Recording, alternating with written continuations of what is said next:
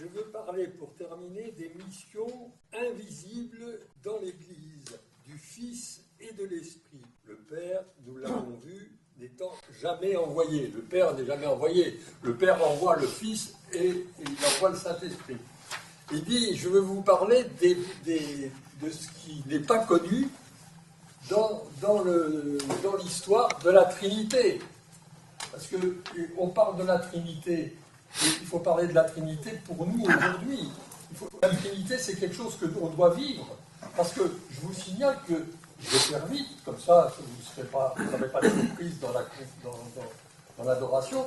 La Trinité, c'est ce que nous allons connaître, ce vers quoi nous allons, quand nous mourrons, nous allons nous installer dans la Trinité de Dieu. Nous allons partager avec Dieu sa propre Trinité. Nous allons être déifiés. Nous n'allons pas être Dieu, nous allons être déifiés simplement. C'est déjà pas mal. Hein, et donc, nous allons vers la Trinité. Nous allons vers la Trinité, et c'est pour ça qu'on peut dire que Sainte Élisabeth de la Trinité, elle a vécu sa Trinité, elle a vécu avec la Trinité enfin, on va dire, en tout cas, les 5 dernières années qu'elle a passées sur cette terre, parce qu'elle est rentrée chez les bonnes sœurs à 21 ans et qu'elle est morte à 25 ans. Elle est restée 5 ans chez les bonnes sœurs, hein, et hop, elle est partie au ciel. Hein. Mais déjà en rentrant, ça faisait des années qu'elle embêtait sa mère en disant « je veux rentrer », et sa mère lui dit « tu rentreras quand tu auras 21 ans ». C'était comme ça à l'époque, en 1900, on rigolait pas, quoi, avec les enfants qui avaient des idées de rentrer au couvent. Bon, et donc elle a connu, elle a su qu'il y avait à Alençon une fille qui s'appelait Thérèse et qui était en train de mourir et qui est morte avant elle d'ailleurs, mais qui était née bien avant elle. Hein. Elles sont contemporaines, elles ont su toutes les deux qu'elles existaient. Donc il y a eu en France, j'allais dire à la même époque, c'est-à-dire à la fin du siècle dernier, deux jeunes filles, 2 jeunes femmes qui se sont données entièrement à Dieu, qui étaient toutes les 2 carmélites, l'une donc au Carmel de Lisieux, puisque c'est là qu'elle est rentrée, l'autre au Carmel de Dijon, hein, mais avec des missions tout à fait différentes. On connaît très bien la petite Thérèse, qui est maintenant docteur de l'Église, tandis qu'Élisabeth de la Trinité, c'est le pape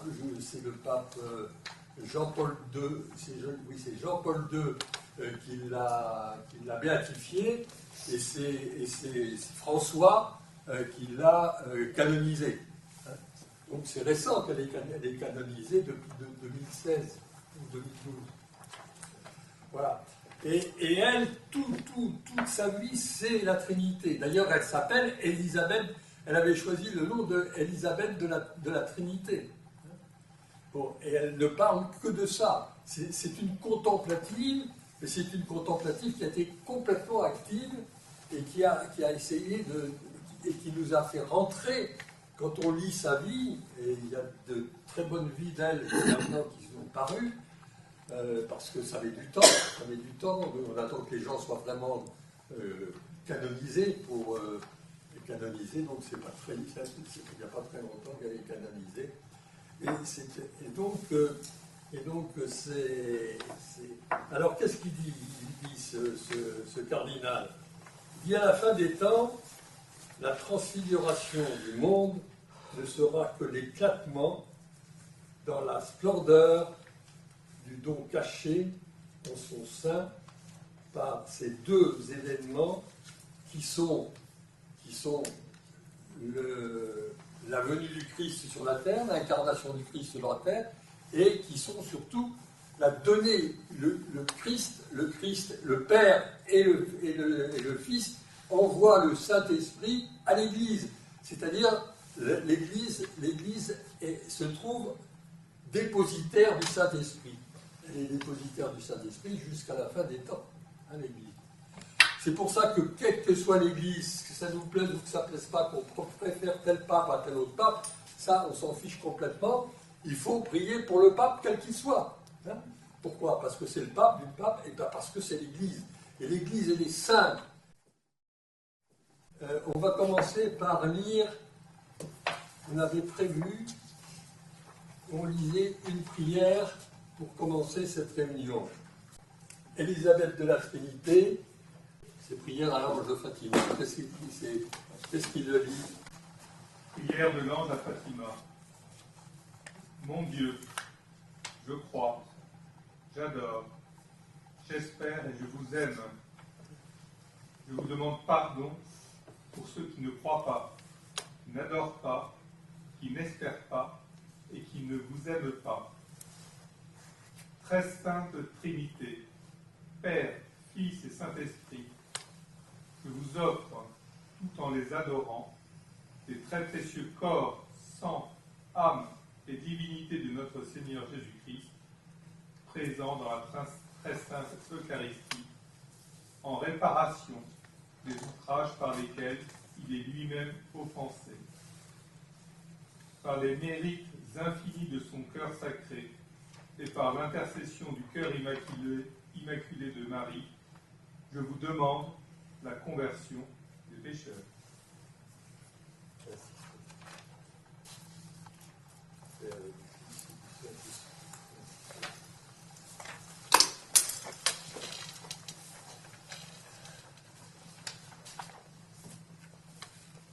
Alors, entrons dans la Trinité. Dieu donc se révèle. C'est Jésus-Christ qui nous apprend qu'il a un Père. Quand Jésus-Christ s'incarne, la première chose qu'il apprend au monde, et il le dit à sa mère, comment vous vous êtes inquiété? Mais pourquoi vous êtes-vous inquiété? Ne saviez-vous pas que j'étais obligé, que je devais m'occuper des affaires de mon père? Il avait 12 ans. Après, vous retrouvez, quand vous lisez Saint Jean, tout le début de Saint Jean, tout le chapitre 14, 15, Jésus ne parle que de son Père, de faire la volonté de celui qui l'a envoyé. Mon Père et moi, nous travaillons sans arrêt, nous prions sans cesse.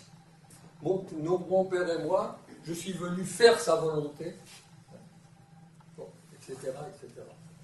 Donc, c'est comme ça qu'on apprend que celui qui a envoyé Jésus sur la terre, qui se dit le Fils de Dieu, qui se dit le Fils du Père, engendré, non pas créé, de même nature que lui. On peut réciter, maintenant, on pourrait réciter le credo de Nicée, Constantinople. Engendré, non pas créé, de même nature que le Père, et par lui tout a été fait. Pour nous les hommes et pour notre salut, descendu du ciel. Il a pris chair de la Vierge Marie, il s'est fait homme, il a été crucifié sous Ponce Pilate, il fit sa passion, puis il est au tombeau. Troisième jour, il ressuscita, il descendit aux enfers, au troisième jour, il ressuscita des morts, etc., etc. Vous connaissez ça par cœur. Donc, nous sommes en présence d'un Dieu qui est Père, Fils et Saint-Esprit. Et bien entendu, toute la puissance du Père est dans le Fils, et tout ce que le Fils a, il l'a reçu de son Père. Et réciproquement, et il donne tout, il renvoie tout sur son Père. Ce qui a permis de faire, le jour où on a fait la première réunion, nous avons parlé du baptême en disant le baptême, Dieu dit au baptisé, pourrait dire au baptisé, comme il l'a dit de son Père, tout ce qui est à moi est à toi, et on a sorti toute la méditation sur le baptême que nous avons sorti, qui ne vient pas de nous, qui ne vient pas non plus directement du Christ, mais qui vient de l'Église, qui, prenant les paroles du Christ vis-à-vis de son Père, les applique au baptême. Pourquoi? Parce que le baptême, c'est le premier des sacrements, c'est l'entrée obligatoire dans la communion des saints, c'est-à-dire la communion des saints, c'est nous tous, et la communion des saints, c'est non seulement nous sur la terre, et heureusement aussi, c'est nous dans le ciel. c'est tous ceux qui sont déjà avec le Père. Hein. Voilà. Et donc, cette Trinité, nous seulement nous devons nous la vivrons quand nous serons au paradis, parce que c'est ça le paradis. Le paradis, c'est la Trinité. C'est de rentrer dans la Trinité de Dieu. C'est d'être admis dans la Trinité de Dieu. C'est d'être admis dans cet échange constant, d'amour constant entre le Père et le Fils. Et cet amour échangé donne le Saint-Esprit, donne l'Esprit de Dieu, l'Esprit d'amour. Hein. C'est ça. Et c'est ça qu'il nous est demandé de vivre aujourd'hui, au jour le jour. Et pour y arriver, mais il faut déjà, la première des choses, comme toujours quand il s'agit de Dieu, il faut prier, c'est-à-dire il faut le demander. Et c'est par la prière que nous parlons à Dieu, que nous demandons à Dieu, s'il te plaît, envoie-moi l'Esprit Saint, de manière à ce que dès maintenant, je me prépare à cette vie éternelle, mais dans laquelle je ne peux rentrer que si je sais prier, que si je suis saint comme mon Père Céleste est saint.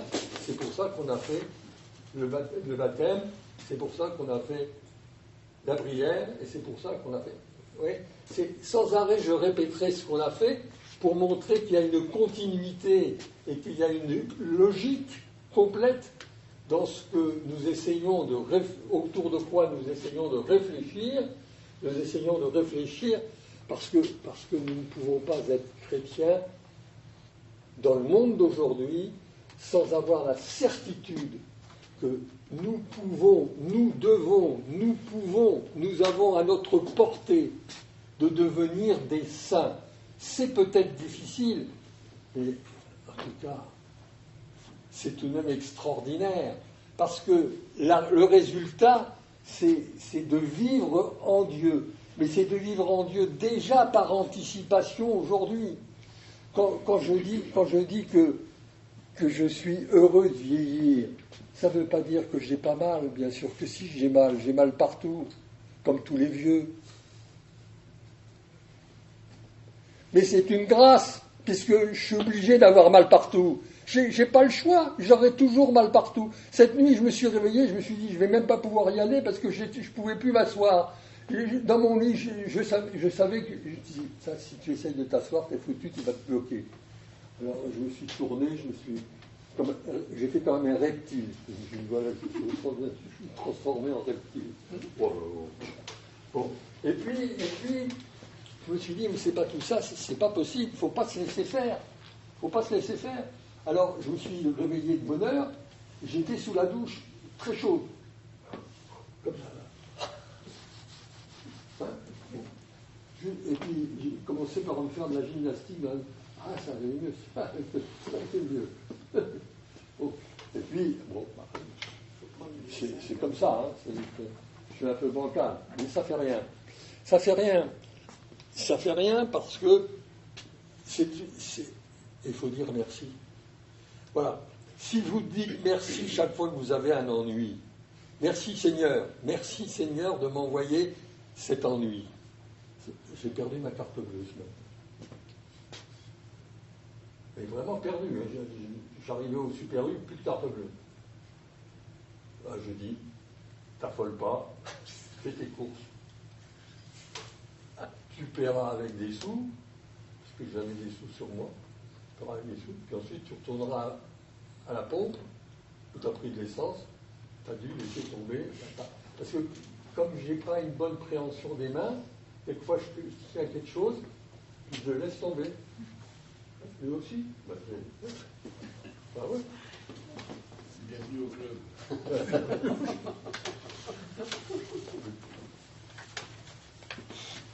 Voilà, bon, et je suis retourné d'ailleurs, j'ai fait mes courses même assez vite, hein. J'ai fait le minimum, parce que ça tournait dans la tête, quoi. Et je suis retourné au machin, il m'a dit, vous appelez comment? Alors je lui ai dit, vous n'avez pas trouvé une carte bleue par terre, quelque part, là, devant vos pompes, parce que j'ai fait le plein il y a une demi-heure, et puis j'ai plus de carte bleue. Et à mon avis, elle est tombée. Il me dit, vous appelez comment? Alors je lui ai donné mon nom, il m'a dit, c'est celle-là. Ah, voilà. Je dis merci. Bon, non, mais ce qui a été le plus difficile, c'est de ne pas paniquer. Vous voyez. Et ça c'est difficile parce qu'on a toujours tendance, enfin moi j'ai toujours tendance à paniquer. Hein. Parce que quand on vieillit, on panique, hein, forcément parce que c'est désagréable. C'est vraiment très désagréable de vieillir, il faut dire les choses comme elles sont. Hein. Vraiment très désagréable de vieillir. Mais puisque c'est comme ça, puisque c'est par là qu'il faut passer, mais faisons-le dans la joie et partageons cette joie avec vous, qui êtes, à part quelques exceptions qui sont tous plus jeunes que moi, mais ça ne fait rien. C'est important de vous le dire, et c'est surtout important. J'avais vraiment envie de vous dire pour la prochaine réunion, c'est jeudi prochain.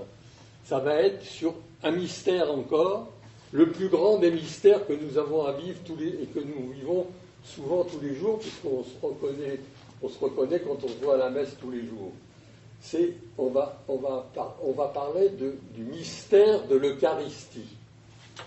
Le mystère de Dieu qui se fait homme et qui se donne à nous dans ce sacrement, qui est le sacrement des sacrements. Le baptême, c'est le premier obligatoire, mais l'Eucharistie, c'est celui dont on est nourri, hein, dont nous sommes nourris, vous comme moi, nous sommes nourris de l'Eucharistie. Voilà. Ça, c'est même absolument affolant. Mais cette religion est absolument époustouflante. Voilà, je ne sais pas comment je fais. Et d'abord, je ne parle plus que de ça, hein, même quand je suis tout seul. Je vous ai déjà dit que je parlais tout seul. Alors je me parle tout seul. Je dis, mon Dieu, mais je comprends pourquoi tu n'as pas toujours beaucoup d'amis, parce que franchement, c'est formidable tout ce que tu nous proposes. Mais qu'est-ce qu'on en a fait? La manière dont on le vit mal, on le présente mal. Le mal qu'on a pour vous réunir. Bon, vous êtes là, tant mieux, mais on devrait être le double ou le triple. Et j'aurais surtout voulu, et c'est pour ça que je vous ai donné l'exemple, Jésus a annoncé, quand il avait 12 ans, à sa mère, pourquoi est-ce que vous vous êtes inquiété? Voyons, ne saviez-vous pas que j'avais besoin de m'occuper des affaires de mon père? Sa Vierge, elle n'a pas compris. On nous dit, elle n'a pas compris. Ça, c'est ce que disent les commentaires des évangiles. Elle a parfaitement compris. Parce qu'elle était juive, enfant juive, elle savait ce que c'était qu'une enfant juive, elle savait qu'à 12 ans, une femme juive et nubile est considérée comme une femme. On ne sait jamais à quelle date Jésus, quel âge avait la Vierge, à votre avis, quand Jésus est né. Moi, j'ai mon idée. Hein. Je dis maximum 15 ans. Elle avait 15 ans. Parce que généralement, c'est comme ça. On épousait à quelqu'un qui avait 30 ans ou 32 ans, on avait 15 ans. Parce qu'il pouvait nous nourrir, parce qu'il pouvait tenir la famille. Hein. Il y avait donc une grosse différence. Et donc, l'autorité du mari sur la femme ne posait pas de problème quand on avait 15 ans et quand on avait un mari de 32 ans, par exemple. Je dis 32 ans, quelque chose comme ça. Attends, aujourd'hui, c'est... Bon, on n'en parle pas aujourd'hui parce qu'il ne faut mieux pas en parler. Bon, alors, ce que je voudrais qu'on comprenne bien, c'est que cette réflexion, cette méditation, on va lire tout à l'heure, la méditation, ça va consister à lire très lentement, c'est pour ça que je vous en ai donné à tous, parce que comme il y a plusieurs paragraphes, ça serait bien qu'on lise à plusieurs le texte de cette prière, parce que c'est une méditation, cette prière. Elle a écrit ça, elle avait écrit ça parce que c'est ce qu'elle vivait, elle. Mais c'est impossible de dire ce qu'elle vit, mais elle l'a vécu. Moi, j'ai lu sa vie, j'ai beaucoup travaillé. Il faut dire que quand les moines m'ont demandé d'être oblat, j'avais déjà fait un certain nombre de retraites de Saint-Ignace chez eux, et j'avais déjà demandé à un prêtre, est-ce que vous voulez bien être mon père spirituel? Il m'a dit, je suis obligé de répondre tout de suite. Je dis, ah non, pas tout de suite. Bon, mais demain ou après-demain? Et je lui dis, ben, écoutez, après-demain, comme ça, vous avez encore plus de temps de réfléchir. Et puis comme ça, je m'engage à venir encore vous parler de mes problèmes, vous parler parce que je ne suis pas venu simplement pour vous demander ça, je suis venu parce que j'ai besoin d'un père spirituel, j'ai besoin d'être aidé. Voilà. Alors, le surlendemain, il m'a dit, la réponse est affirmative, et je vous confie tout de suite à une sainte qui est du pays, qui est de là côté, de Dijon, hein, et Sainte Élisabeth de la Trinité. Je me suis aperçu qu'en fait, elle n'était pas encore sainte. Elle n'était pas encore canonisée à l'époque. Elle était peut-être, je ne sais pas quelle année c'était. Bon. Et c'est comme ça que j'ai connu Élisabeth de la Trinité. J'en avais jamais entendu parler. Jamais. Or, c'est quelqu'un de... Elle vivait dans la Trinité sur Terre. Alors, elle nous dirait, elle est morte très jeune. Alors, elle est morte très jeune parce qu'elle a attrapé une maladie. À la fin du siècle dernier, on a attrapé des maladies épouvantables qu'on ne savait absolument pas soigner, et donc on mourait. Hein. Et surtout quand on était enfermé entre plusieurs femmes ensemble, parce qu'on se passait les microbes les uns les autres, comme ça. Hein. C'était comme une mitraillette. On mourait les unes après les autres. Bon, donc elle est morte, elle est entrée à 21 ans, elle est entrée en 1901 et elle est morte en 1906. Elle est restée 5 ans chez les Bonnes Sœurs, juste le temps de faire ses vœux perpétuels, et puis, hop, elle est partie au ciel directement. C'est sympa tout de même, hein. Mais elle a dégusté, elle a beaucoup souffert, hein, beaucoup. Mais elle disait, oui, je souffre, oui, c'est vrai. Oui, mais c'est normal. Bon, bon, elle priait beaucoup, elle était sainte. Hein. Moi, je ne suis pas saint, moi, je râle tout de même. Je suis content. C'est vrai, je suis joyeux de vieillir. Mais il y a des jours, ça m'enquiquine, n'est-ce pas, monsieur, c'est pas très agréable. Hein. C'est pas toujours agréable. Hein. Bon, on a le droit d'être quelquefois de mauvaise humeur. Alors moi j'ai de la chance parce que je suis veuf, donc je suis tout seul dans mon petit appartement. Alors il n'y a que ceux que j'invite qui viennent tout de même, mais donc j'embête personne. On me dit, et tes enfants, ça va bien? Je dis, je pense, oui, j'en ai 7, mais je pense que s'il y avait quelque chose, ils me préviendraient. Quand il y a un drame dans la famille, ils me préviennent. Ils me le disent. Quand ça va bien. Mais ce qu'ils appellent, eux, aller bien, c'est pas forcément aller bien pour moi. Mais enfin, ceci étant, on fait avec. On est tous logés à la même enseigne. Non, c'est pas vrai, parce qu'il y a des gens qui encore aujourd'hui, élèvent très bien leurs enfants. Ah, bon. Bon, donc ça veut dire qu'on est tout de même responsable. Donc cette Trinité, c'est un Dieu qui est Père. Alors, la paternité. Il n'y a plus de père. Les pères, le père fout le camp dans la civilisation moderne. Hein. Et c'est bien une des raisons. Il y a deux choses qui ont disparu, qui sont en voie de disparition. Le père, ça fait longtemps.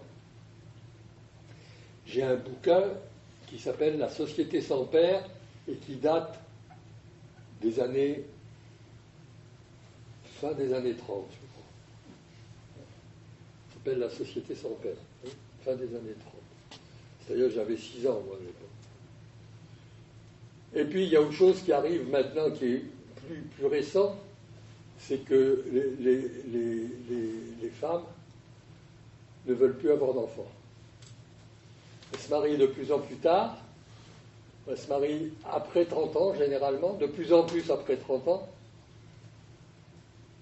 et un enfant, 2 enfants, hein, et puis c'est beau, c'est déjà bien, hein, bon.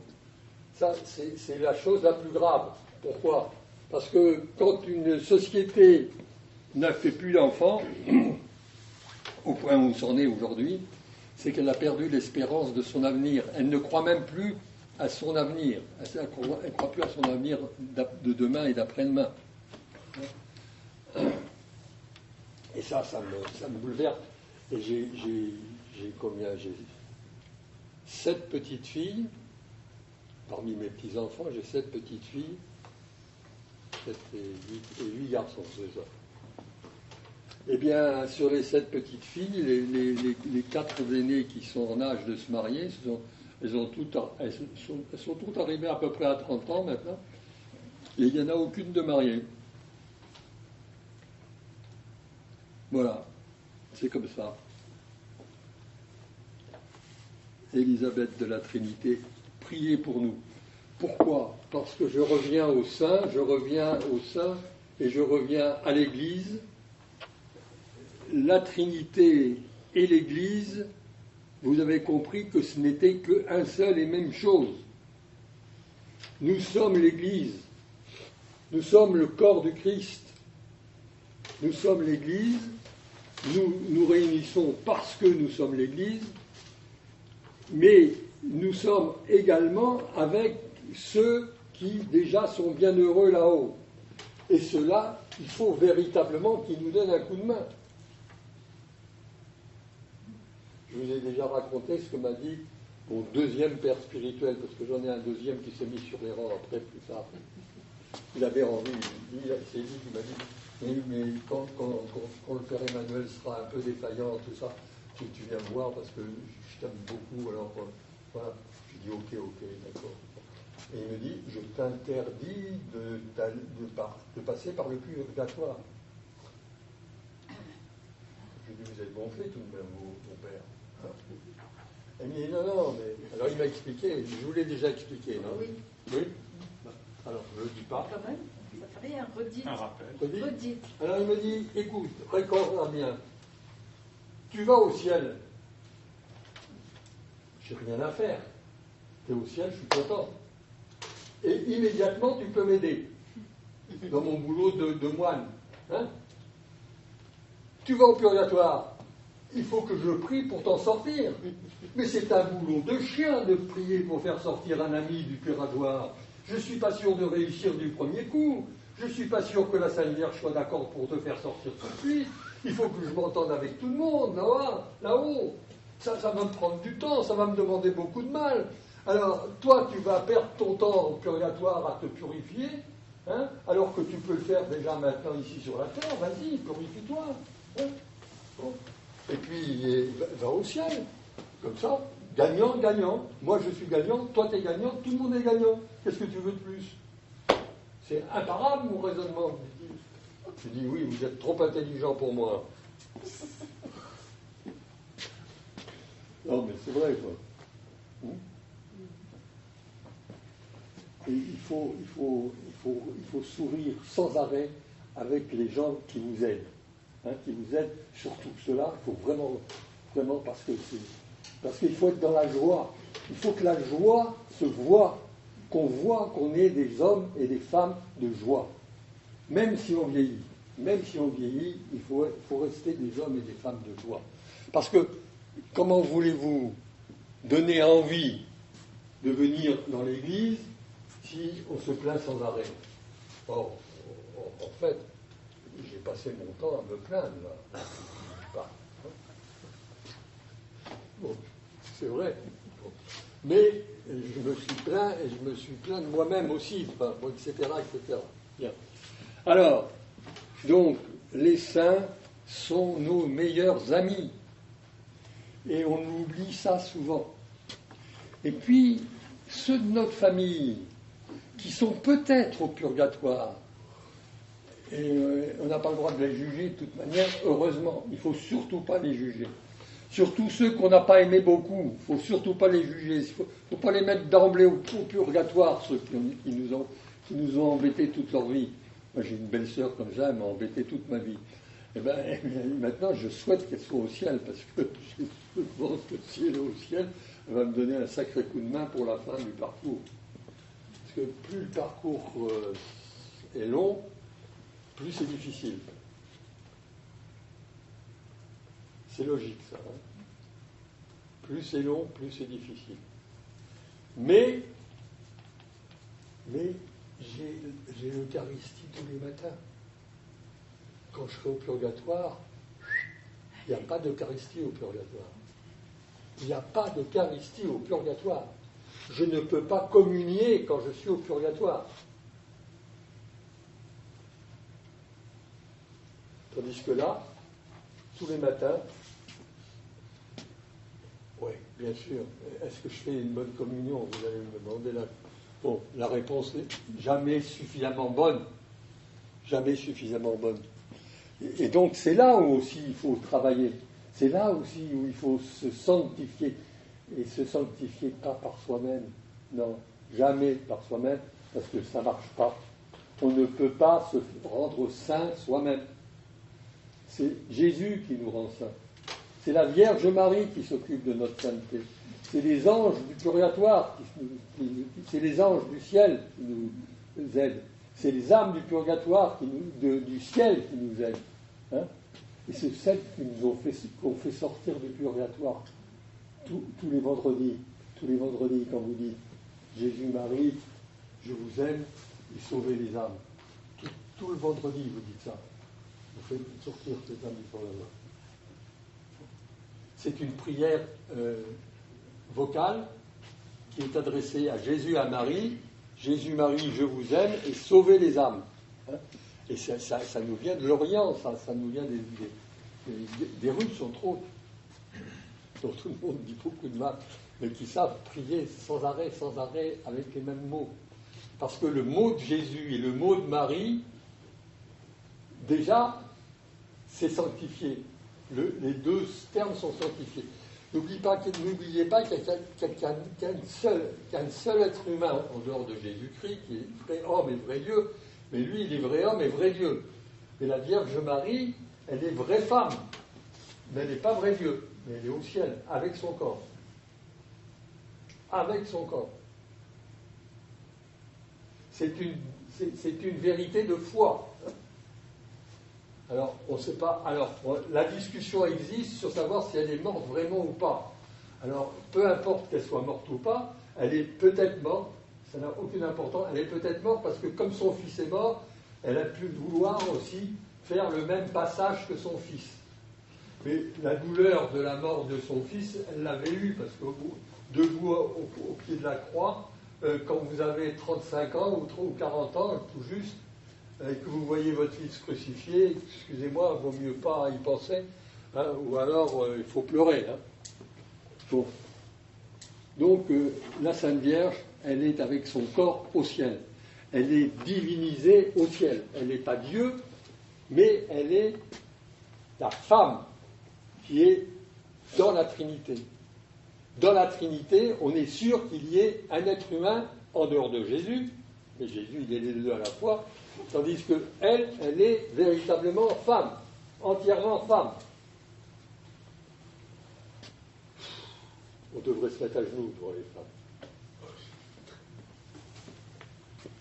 Mais quand je faisais les cours sur la vocation de la femme aux élèves de 3e, seconde et première et de préparation, j'aime autant vous dire qu'elles étaient choquées, hein, mais au bon sens du terme. Hein.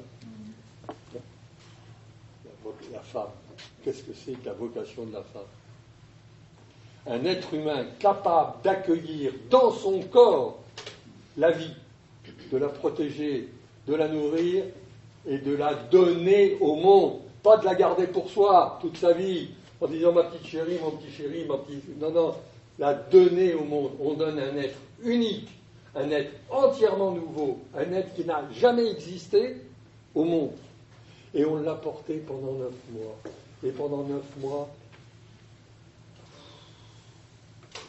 le livre là, qui a circulé, ou dont on vous a donné le nom, comment il s'appelle? Le livre sur cette femme qui a écrit un livre sur la maternité. La lettre aux mamans. La lettre aux mamans. Il faut lire ce livre-là. Il est à la procure. Hein.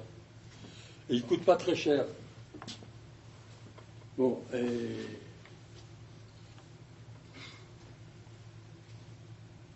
9 mois. Et quelquefois, elles en ont 6, 7, 8.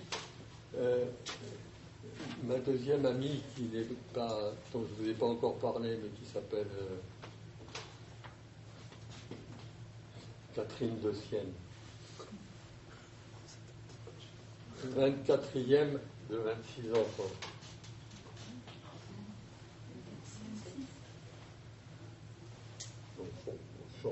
J'étais un peu malade tout de même, parce que comment les choses ont fait ça? Ben, ils ont fait sans arrêt, quoi. Sans arrêt. C'est jamais relevé. C'est jamais relevé du couche.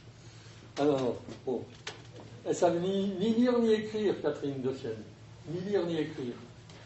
Et elle est docteur de l'Église.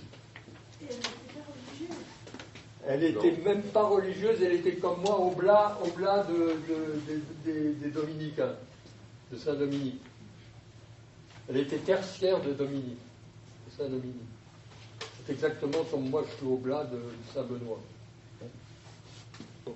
C'est-à-dire, c'est rien du tout, quoi. C'est une grâce tout de même. C'est une grâce tout de même. Hein. C'est une grâce. C'est une grâce.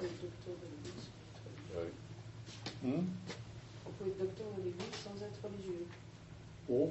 On peut être docteur de l'Église sans être religieux. Eh oui. Ah oui, on est docteur de l'Église parce que tout ce qu'on a renseigné, tout ce qu'on a dit est tellement cohérent avec ce qu'enseigne l'Église, c'est ce que reconnaît l'Église. Elle reconnaît dans vous une intelligence pédagogique, si vous voulez, supérieure, enfin égale à ce qu'elle dit, hein, ou supérieure à ce qu'elle dit, en avance sur ce qu'elle dit. C'est ça le docteur de l'Église. C'est un titre honorifique que donne l'Église. Bon, mais maintenant, il y a combien? Il doit y avoir 6 ou 7 femmes qui sont docteurs de l'Église actuellement. Et ça, c'est depuis enfin, c'est depuis que je suis né, parce qu'avant, il n'y en avait pas. Bingen, je ne pense pas qu'elle le soit, je ne sais pas. La sainte allemande qui est du XIVe siècle. Hildegard de Bingen. Comment? Hildegard. Hildegard. Elle ne savait pas écrire. Oh! Non, c'est parce qu'elle était religieuse et qu'elle était mère abbesse. Ah oui, elle savait écrire. Non, elle savait écrire, elle. Bien sûr. Ça veut dire que c'est l'Esprit Saint qui s'empare complètement de ces êtres-là. C'est-à-dire que l'Esprit Saint, il se moque complètement des fautes d'orthographe. Donc, l'Esprit Saint, il parle. L'Esprit Saint, il parle. L'Esprit Saint, il vous donne la parole. Hein? Et il vous emmène là où il veut, à condition que vous vouliez bien le suivre. Parce qu'il faut tout de même le vouloir. C'est qu'on n'y va pas contraint et forcé. Hein? Bon, on ne va pas contraint et forcé nulle part. Hein? Là, nous sommes des êtres qui ont été créés avec la capacité de dire oui ou non. Ce qu'on oublie souvent, c'est que la liberté n'est pas celle que disent les hommes. La liberté, et on dit, c'est de pouvoir dire non. Oui, bien sûr, d'une certaine manière, oui, bien sûr. Parce que dire non, c'est dire oui au bien. Quelquefois, quand je dis non au péché, quand je dis non au péché qui est en moi, qui me torture, quoi. Quand le diable vient, me tire par l'oreille et dit, allez, viens, tu aimais bien ça dans le temps, hein, tu ne pourrais pas venir un peu écouter de nouveau, non? Hein? Bon. Et je dis, va sous le Christ là-bas, fous-moi la paix, fous le camp. Voilà. Je lui parle très désagréablement. Hein. Et du coup, il s'en va. Hein, il s'en va. Hein. Ça va tout de suite. Hein. Mais si je commence à parler, même à plaisanter avec lui, je suis foutu. Parce qu'il est beaucoup plus intelligent que moi. Et qui sait par où me prendre, il sait le défaut du défaut de la cuirasse, il sait où il faut pas taper. Où il faut taper, et là où il n'a jamais tapé encore, il est capable de taper demain. C'est terrible. On est délivré, moi, de moi-même. Nous avons 2 ennemis. Le diable, bien sûr, comme tout le monde, mais nous en avons un beaucoup plus grave que ça, c'est nous-mêmes. Nous devons lutter sans arrêt contre nous-mêmes. Ok ? Voilà, alors on va lire tout de même celui. Oui, parce que si les autres arrivent et qu'ils nous mettent devant, on n'aura pas le temps. Qu'est-ce qui commence la lecture ? Il y a 1, 2, 3, 4, 5. Il faut 5 lecteurs. Vas-y. Je commence.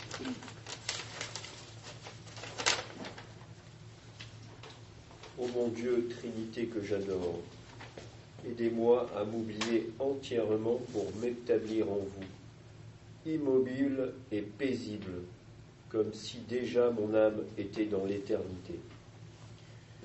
Que rien ne puisse troubler ma paix, ni me faire sortir de vous, ô mon immuable, mais que chaque minute m'emporte plus loin dans la profondeur de votre mystère. Pacifiez mon âme, faites en votre ciel votre demeure aimée et le lieu de votre repos.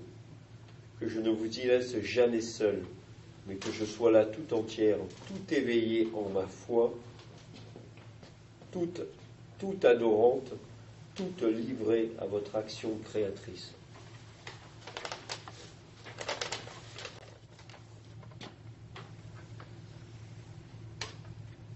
Ô mon Christ aimé, crucifié par amour, je voudrais être une épouse pour votre cœur, je voudrais vous couvrir de gloire, je voudrais vous aimer jusqu'à en mourir. Mais je sens mon impuissance et je vous demande de me revêtir de vous-même, d'identifier mon âme à tous les mouvements de votre âme, de me submerger, de m'envahir, de vous substituer à moi, afin que ma vie ne soit qu'un rayonnement de votre vie. Venez en moi comme adorateur, comme réparateur et comme sauveur.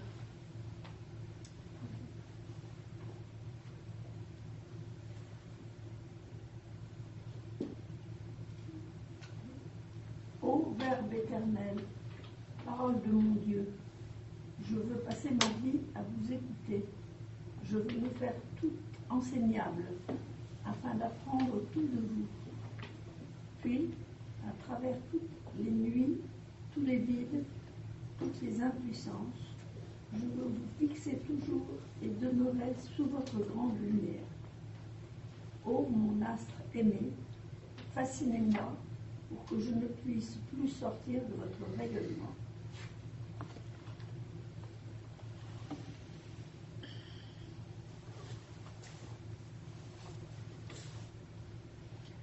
Ô feu consumant, esprit d'amour, survenez en moi, afin qu'il se fasse en mon âme comme une incarnation du Verbe.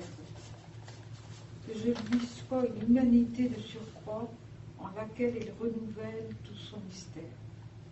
Et vous, ô Père, penchez-vous vers votre petite créature, couvrez-la de votre ombre, ne voyez en elle que le bien-aimé en lequel vous avez mis toutes vos complaisances.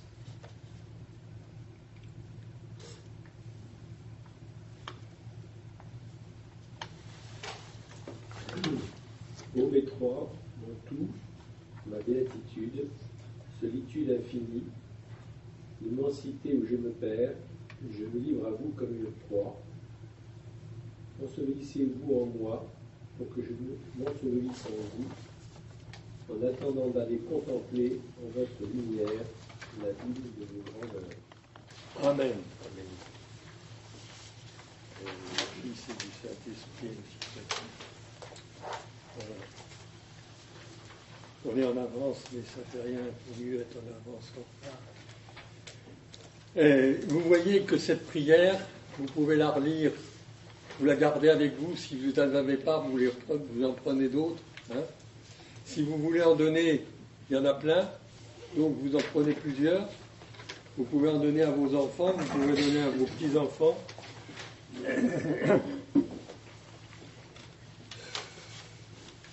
Et vous voyez qu'en relisant ça, c'est pas une prière qu'on sait par cœur. Moi, j'arrive pas à la dire par cœur, j'arrive pas à la savoir par cœur. Et j'essaye même plus de la savoir par cœur, mais vous allez vous apercevoir que sur ces 7 paragraphes, vous allez approfondir une des choses qu'on a déjà dites ou qu'on a dit, car tout y passe. C'est comme la phrase « J'ai désiré d'un grand désir partager cette Pâque avec vous ». Je vous ai dit que pendant ces 7 rencontres, elle nous suivra partout parce qu'elle est applicable à toutes les rencontres. J'ai désiré, le Christ nous dit, j'ai désiré d'un grand désir. Il désire que nous soyons des saints. Il désire que nous soyons heureux. Il désire que nous soyons heureux dès maintenant en vieillissant et que nous soyons heureux demain ou après-demain, car c'est vraiment demain ou après-demain. Parce que vous n'allez pas me dire que la vie est longue quand on est dans le grand âge. On trouve que déjà, moi je suis vachement étonné d'être arrivé à cet âge-là. Je ne sais pas pourquoi je suis arrivé à cet âge-là. C'est pas. Alors que j'ai failli mourir quand j'avais 22 ans et que je faisais la guerre en Algérie, comme tous les pauvres mecs qui étaient en Algérie, qui faisaient la guerre en Algérie. Ah mon Dieu, c'était un beau pays tout de même. J'ai vécu ça. Ah mon Dieu, voilà. Bon. Donc, jeudi prochain, nous allons méditer sur ce que nous faisons presque tous les jours ici, c'est-à-dire que nous allons à la messe, et à cette messe nous communions, et ça c'est le cadeau des cadeaux, ça fait partie d'ailleurs des dons du Saint-Esprit, ça fait partie vraiment de la Sainte Trinité. Il faut qu'il y ait une Trinité. Ce que j'ai oublié de vous dire, c'est que s'il n'y avait pas de Trinité, rien ne marche. Essayez de reconstruire la religion chrétienne sans Trinité, sans un Dieu qui est Père, Fils et Saint-Esprit, et tout ce qu'il en ressort, vous verrez que ça marche pas. Ça marche pas. C'est ça par rapport à d'autres religions. La religion d'islam, c'est un Dieu très éloigné. Il n'est pas trinitaire. Il n'est pas trinitaire. Voilà, mais non, mais... Parce que trinitaire, ça veut dire que c'est la relation. C'est un Dieu qui n'est que relation. Notre Dieu n'est que don. Non seulement il se donne, mais il se donne complètement et entièrement. Et c'est parce qu'il se donne complètement et entièrement qu'il a pu créer. Il a créé pardon. Il a créé pardon, mais il a pardonné aussi. Parce que vous voyez que les mots se bousculent à la fois. Les mots se bousculent. Pardon, le pardon. Et Dieu n'est que don. Il se donne entièrement. On ne peut pas comprendre. Donc c'est là où nous restons des enfants, et il faut que nous restions des enfants. Il faut que nous admettions que nous sommes limités et qu'il y a des choses qu'on comprendra dans quelques mois, quelques années. Voilà. Il faut laisser le temps au temps.